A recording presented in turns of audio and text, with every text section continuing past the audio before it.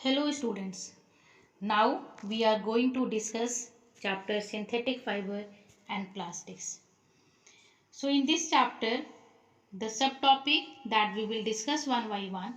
First we will discuss introduction of fiber. What are the different type of fibers? Already we have studied in class 6 and 7. What are the fibers? We have studied about the natural fibers in class 6 and class 7. So in this class we will discuss about the synthetic fibers. Types of synthetic fibers. What are the different types of synthetic fiber? Their characteristics. Then we will discuss plastics. Application of plastics. Characteristics of plastics. And plastics and environment. How plastics are harmful for the environment. So now we are going to discuss one by one. So before starting of this chapter, first we should know the meaning of this chapter. The synthetic fibers and plastic. What is the meaning of synthetic fibers? What are synthetic fibers? Because natural fibers, as we know, the fibers obtained from plants and animals are called natural fibers. Synthetic fiber, that is the man-made fiber. Synthetic fiber are made by the human beings. So many different synthetic fibers are there, so that we are going to discuss in this chapter. So before starting of this synthetic fiber, first we should know about the monomer and the polymer. If we will divide the term monomer and polymer. Monomer, that is a combination of two words, mono and mer. Mono means you can say single, mer means units. So mono means single, mer means units. Same for the polymer. Poly means many, mer means unit. So by the term it is clear, polymer is made up of many small repeating units, that is called monomer. We can say polymer is a repeating unit. Polymer is being made by the many small monomers. Polymer are of two types, natural polymers and synthetic polymers. Cotton, wool, silk are natural polymers, because cotton fiber is made up of a natural polymer called cellulose, and cellulose is a polymer which is made up of a large number of small glucose. So we will discuss one by one what are the monomer of different type of synthetic fiber. This is a structure. This is a structure of monomer and polymer. In the first picture, it is being shown single molecules, that is a monomer, and whenever all the molecules that is being connected with each other, so that will form a monomer. So many small molecules that known as a monomer combine to form a one large molecules known as polymer. So this is a structure of monomer and polymer. So in this chapter we will discuss four types of synthetic fiber: rayon, nylon, polyester and acrylic. So these are the four types of synthetic fiber. We will discuss one by one. If we will see among all four, rayon is a semi-synthetic fiber, and nylon, polyester and acrylic, these are the completely synthetic fiber. Why? Now we are going to discuss the characteristic of all type of synthetic fiber with their uses. First I will discuss rayon. In the starting I said rayon, that is known as a semi-synthetic fiber. Semi means it is not fully synthetic fiber. Why? Because rayon is a man-made fiber prepared from a natural raw material, that is called cellulose, by the chemical treatment, and the cellulose required for making rayon is obtained from the wood pulp. So it is known as a semi-synthetic fiber. And how this rayon is produced? So first, wood pulp is dissolved in an alkaline solution of sodium hydroxide to form a sticky liquid called viscose. And then viscose is forced to pass through the tiny holes of metal cylinder, that is known as a spinner, into a solution of sulfuric acid H2SO4 when a silk-like thread of rayon is formed. So we can say rayon is a semi-synthetic fiber because the monomer of this synthetic fiber is cellulose, and this cellulose is chemically treated. This wood pulp is chemically treated with sodium hydroxide solution, so it is known as a semi-synthetic fiber. So rayon is different from truly synthetic fiber because it is obtained from a natural material called wood pulp. Rayon resembles silk in appearance, so rayon is also called artificial silk. Application means what are the uses, where we are using this rayon. So rayon is mostly used in textile industries for making clothes like sari, dresses. It is also used to make furnishing like bed sheet, curtains, blankets, used to make clothes, and it is also being used in a medical field for making bandages and surgical dressing. So these are the characteristics and the uses of rayon. Second synthetic fiber is nylon. If we will divide the term nylon, how this nylon word is originated. So nylon, this comes from the two words NY and LON. NY developed in, that is developed in New York and London. So the name of nylon comes from the fact that it was developed in New York and London. So nylon is the fully synthetic fiber made by man without using any natural raw material, without using any material that we are getting from plants or animals. And the chemical compounds used in making nylon, or we can say the monomer used in making nylon, are now obtained from a petroleum product. So monomer of this nylon is amide. It is prepared from coal, water and air. Then we will discuss about the characteristics of nylon. So nylon is lustrous, used for making textiles, fabrics like saris, shirts, tie. It is also used in making curtains, sleeping bags, ropes, car seat belts, socks, rope of the tent. So at these places we are using this synthetic fiber that is known as a nylon.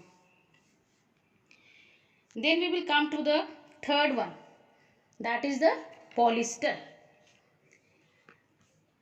Polyester, in this name of polymer monomer it is given.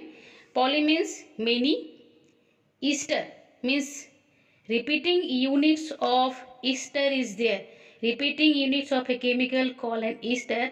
So due to repeatedly combining of this ester, this polyester is being formed. We can now say that polyester is a synthetic fiber in which the polymer units are linked by ester groups. So polyester is another synthetic fiber. Fabric made by this fiber does not easily wrinkle. Second is polycot. Polycot is a mixture of polyester and cotton. Polywool, by the term it is clear, polywool is a mixture of polyester and wool. So first we will discuss about the polyester.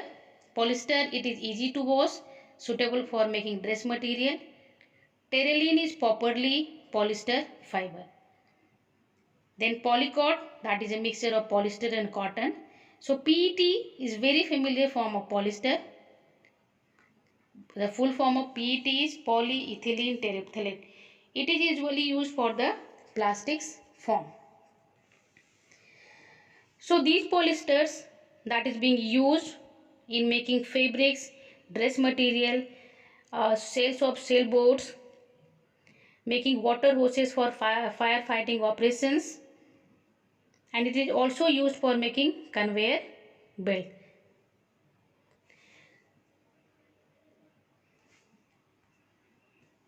Now we will discuss about the last synthetic fiber, that is acrylic.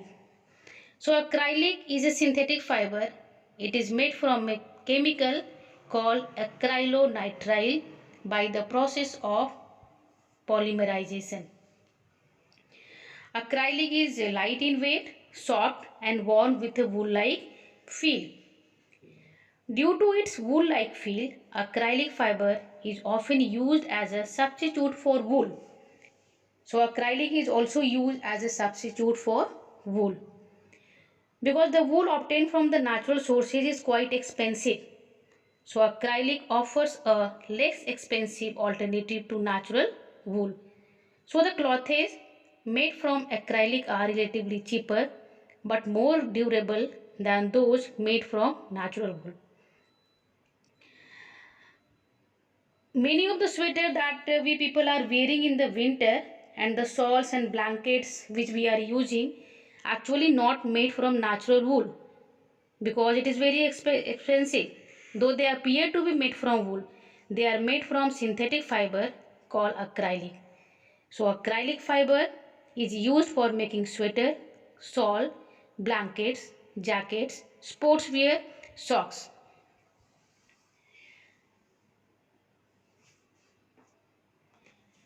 Then we will discuss about the characteristics of synthetic fibers and disadvantages of synthetic fiber.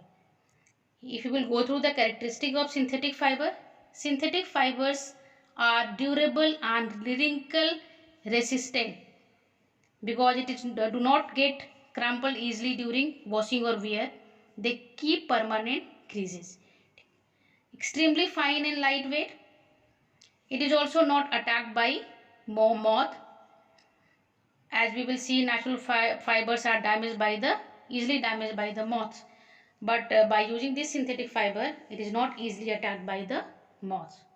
Absorbs very little water, and like the natural fibers, cotton, wool and silk, they have a low strength. They are also very costly. These synthetic fibers are cheap and strong.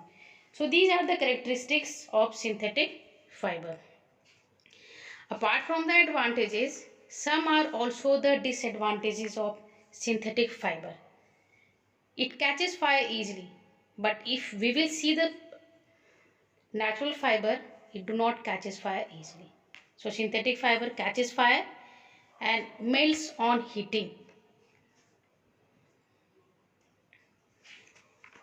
Then next we will discuss the plastic, because these are all about the synthetic fiber. Now the next topic that I am going to discuss is plastic. Types of plastics. Types of plastics, structure, what is the structure. So next we are going to discuss type of plastic. Two types of plastics are there: thermoplastics and thermosetting.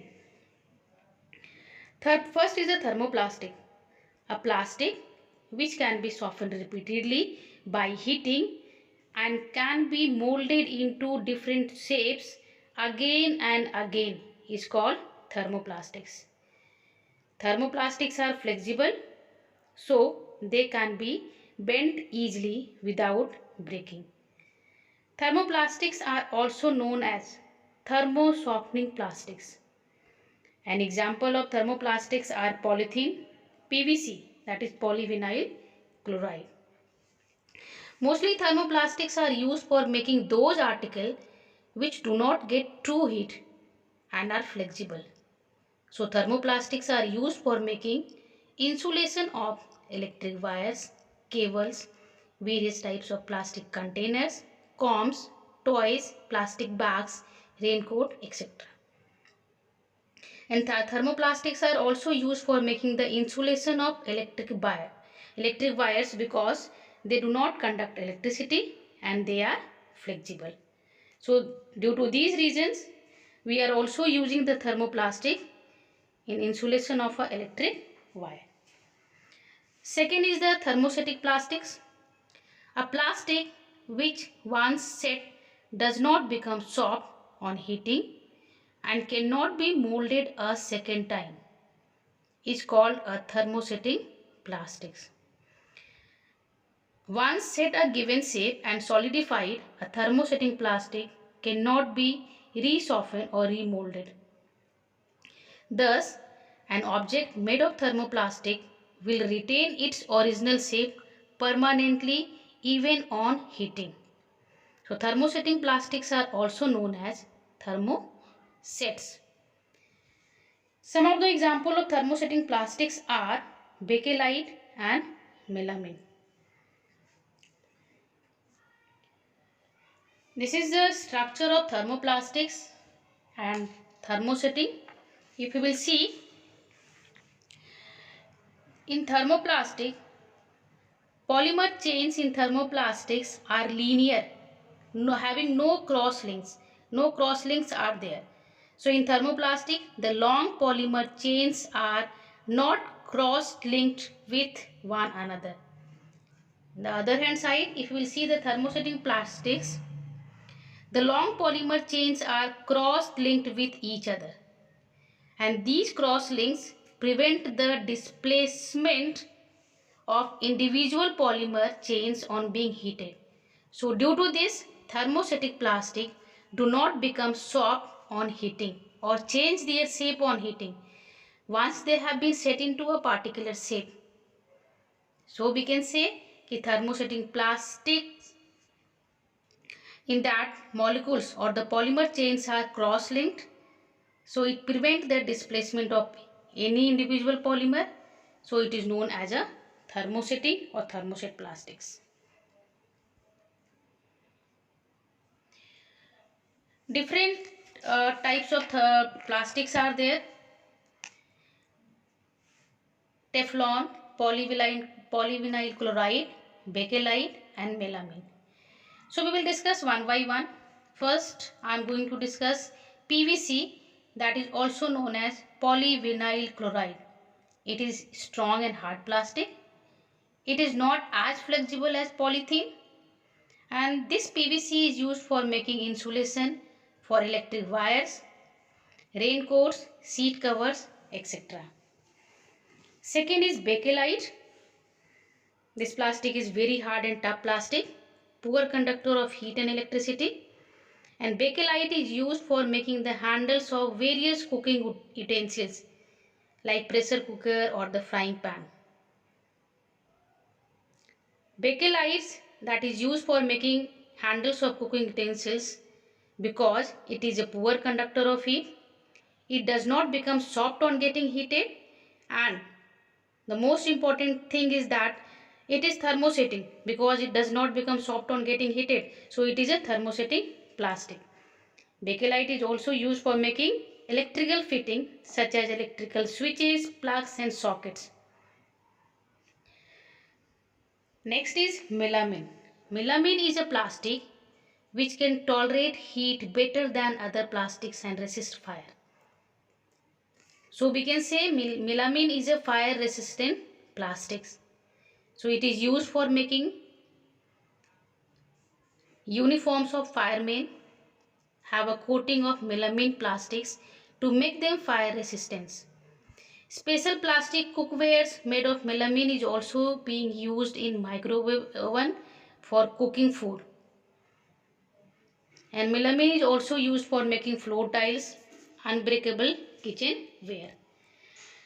Last is a Teflon. Teflon is a special plastic on which oil and water do not stick because it has a slippery surface. Teflon also withstands high temperature, and mostly Teflon is used for giving non-stick coating on cookware, like we are just using the non-stick frying pan. Teflon is also used for making soles of electric iron. So these are about the different plastics. Next we will discuss properties of plastic. What are the useful properties of plastics?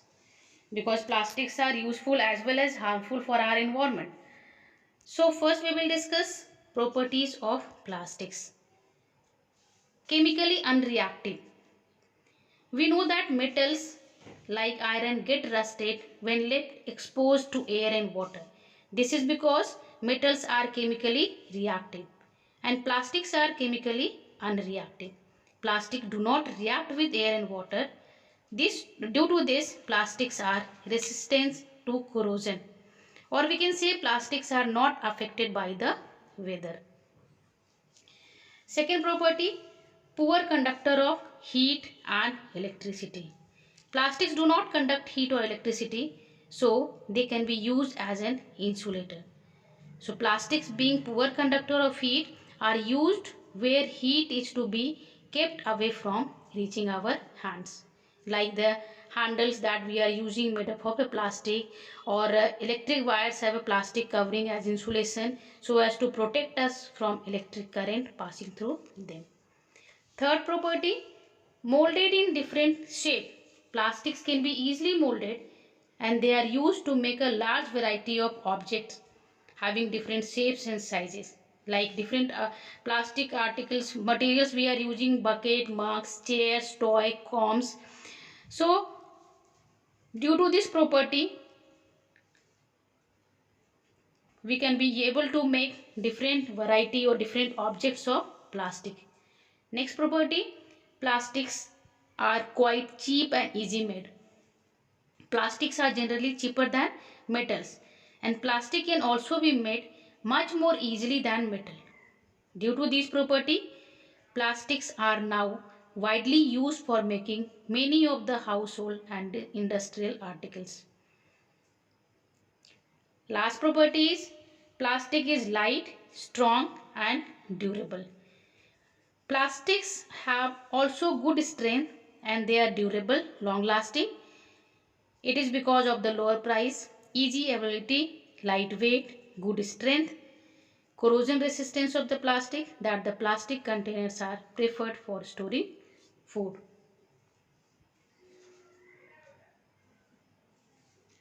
Lastly, we will discuss about plastics and environment, because the use of plastics has a bad effect on the environment also. Plastics, as we know, plastics is non-biodegradable. So the articles made up of plastics do not rot when they are thrown away after use. So the waste plastic articles keep on accumulating in the surrounding and pollute the environment. These plastic also, it is going to block the drainage system. Sometimes the animal eat up the used polythene bags and that will cause problem to the stomach of these animal. And when the plastic waste materials are burned, they produce a poisonous gas. So at last we can say plastic that pollute soil, water, air. So we have to save the environment from excessive plastic wastage. So some of the steps are there which can be taken to save the environment from plastic waste. We should try to reduce, we should try to minimize the use of plastic. We should not throw polythene bag here and there. The used plastic material should be put in the dustbin provided at various public places. We should reuse the plastic container which come with a jam or pickle. Plastic waste should be recycled. So we should remember the 3 R's to save the environment from the harmful effects of the excessive use of plastic. The 3 R's stands for reduce, reuse and recycle. This means we should reduce the use of plastics by using article made up of other suitable material. We should reuse plastic article and we should recycle old and discarded plastic article if possible. Thank you and have a nice time.